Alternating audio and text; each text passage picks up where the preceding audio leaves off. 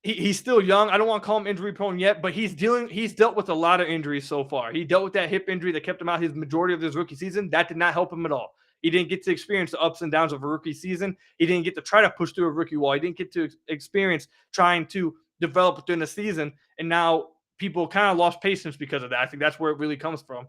But he lost that time. I thought he was playing really well to start out the gate, especially shooting from deep. But then he had that left thumb injury on his shooting hand. He decided to try to play through it, which absolutely crashed his three-point shooting, which I told you guys 3 weeks ago. He's not going to get an excuse for that. It may be unfair, but you don't get that excuse. People aren't going to give him that excuse. So he's dealt with that thumb injury. And the thumb injury kept coming up. It happened over, and over. He even dealt with the ankle injury at the beginning of the year. And now he goes flying into a cameraman on a drive, I believe it was. After he was driving to the left. He jumped in the air to make a jump pass, got fouled in the air, pushed into a cameraman, and hurt his hip. This is just it's nothing. It's not too big of a deal, but it's something to track that, he keeps having these injuries that take him out a game, or take him out 2 games, or take him out 3 games, and it really disrupts rhythm.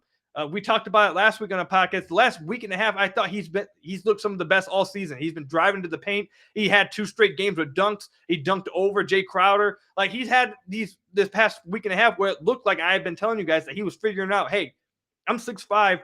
I'm much more athletic than people give me credit for. I can get to the basket. And we've seen him over the last week and a half go over and over and over again at the basket and go 4 drives.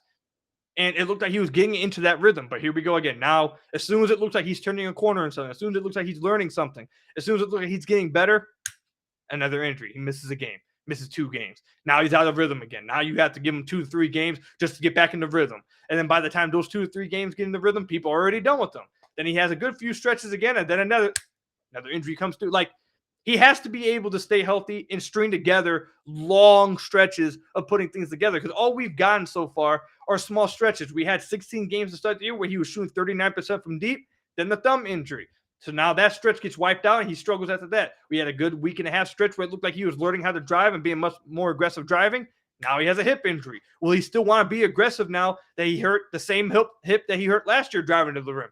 Will he still have that type of aggressiveness, or will he now shy away from contact again? Like, those kind of things all go into it. And even a guy like me who's a big Killian fan can recognize that this is not helping him. And this does decrease each time this happens. This decreases the chances of him hitting where I believe he can hit. So I don't like this.